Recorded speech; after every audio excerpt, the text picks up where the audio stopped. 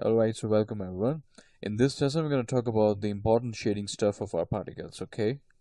Now it's time to work upon the shading of the particles because at this moment we're going to have only the point particles, and let's say just for a quick render test, I'm going to go to the Mendeley, and in the Mendeley I should have some basic settings enabled. Let's say in the sampling mode, legacy sampling mode, and max sample level I set that to 1, whereas the anti-aliasing from by default, which is I'm sure 0.1, I have switched to the 1.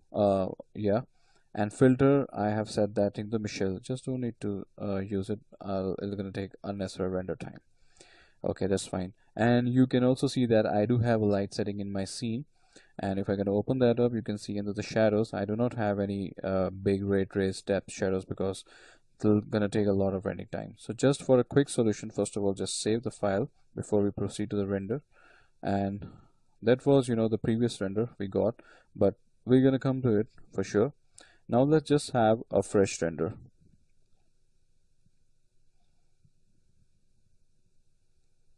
It's not gonna take a lot of time, I'm sure. So here it comes.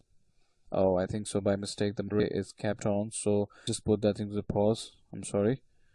And just quickly switch the Mendeley to off.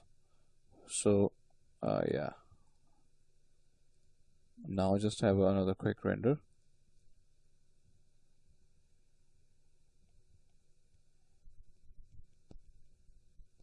Come on, just all right, that's fine.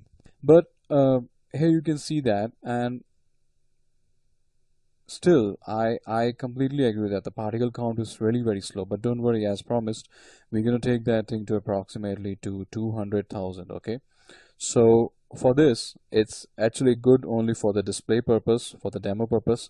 Now it's time to improve the shading. So when it comes to the sand, obviously, there are some standard colors which comes to the mind. There are brown colors, there are yellowish colors, there are golden colors. Okay, fine. But before we move ahead to that, let me just come on for some more important attributes, like, in the dynamic properties, guys. Just make sure that, sorry, in the collisions, just make sure that here for this case, do not switch on to the self collide. Not a problem in using this one, but if you switch that on, the computational steps will going to be too much high, and for this for this case particularly, I don't actually feel the need to utilize the self collision on. So if you switch that to on, each and every particle will start colliding to one another. And as a matter of fact, you also have to take care of the particle size, because here in this case we are using a very tiny particles, and as you switch that self collision to on, you also need to take care of the self collide width scale also, which is quite a high with comparison to such a tiny particles. Okay, so I do not encourage you for this case to include the self collision. However, there could be some situations where you need to switch them on. Okay, so that's completely beyond the scope of this course or tutorial. So what I'm going to do next is that I come to the shading section. So here you can see that we have a particle render type set that is a point, and point is for me a little bit pointless.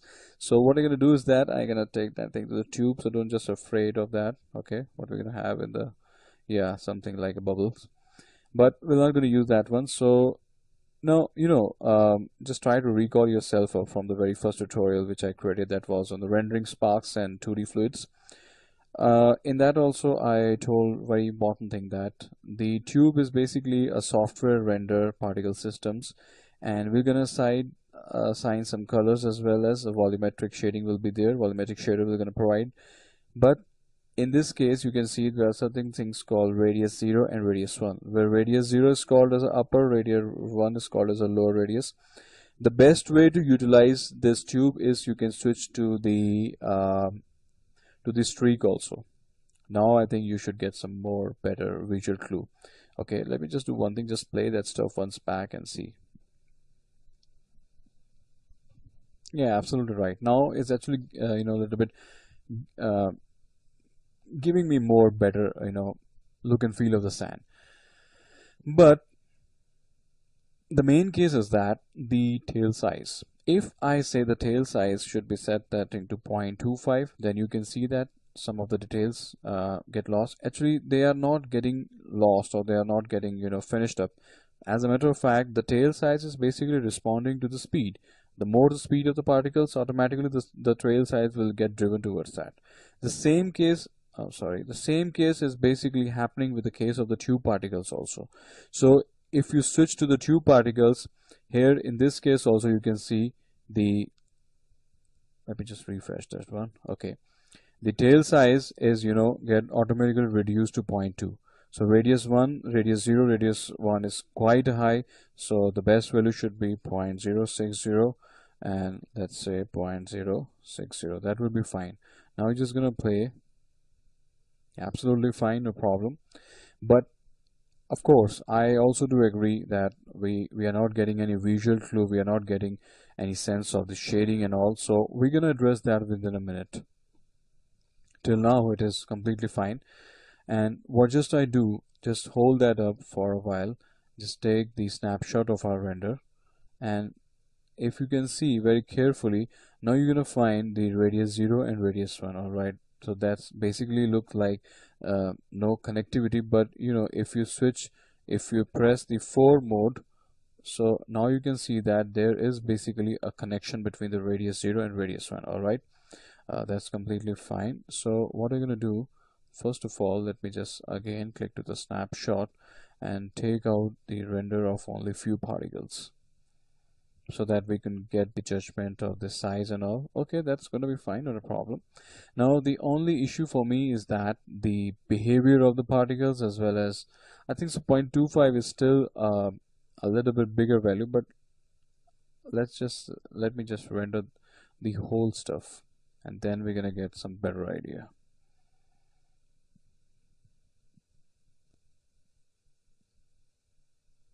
All right, not a problem.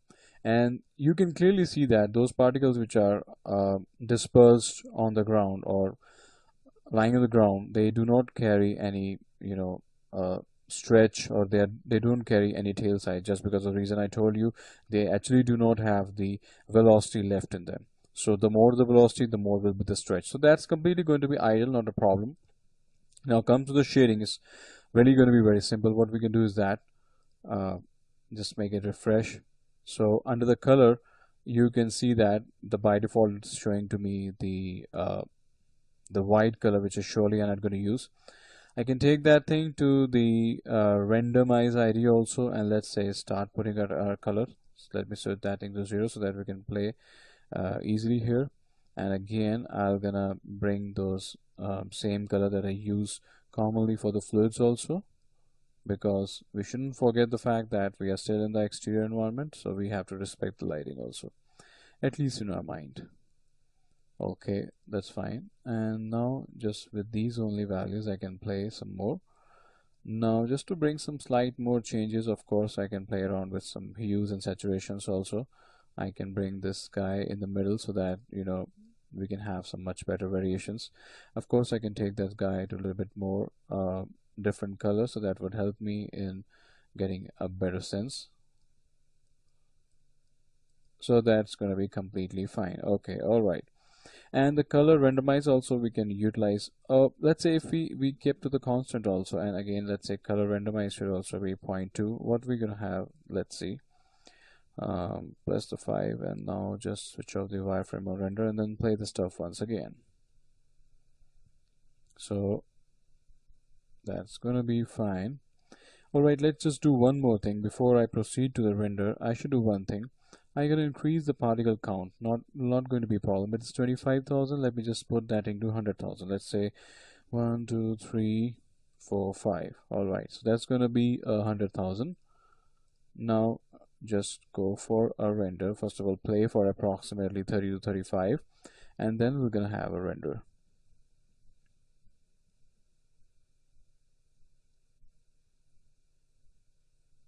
Let me just, I think so, on frame 35. Okay, that's fine. I think so. We can put a pause over it. Okay, now let's just have a render, of course. Take the snapshot first of all. Okay, now just go for a render. Obviously this time it's gonna take a little bit more time, but I hope so the result will be good.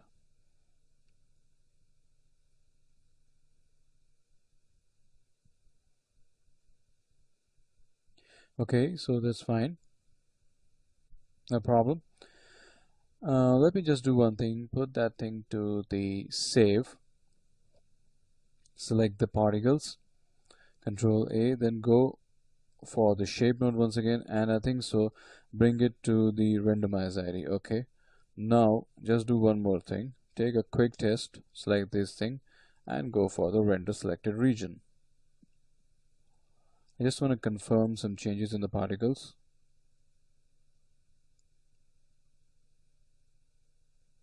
Sometime, the selected region might gonna take a lot of time.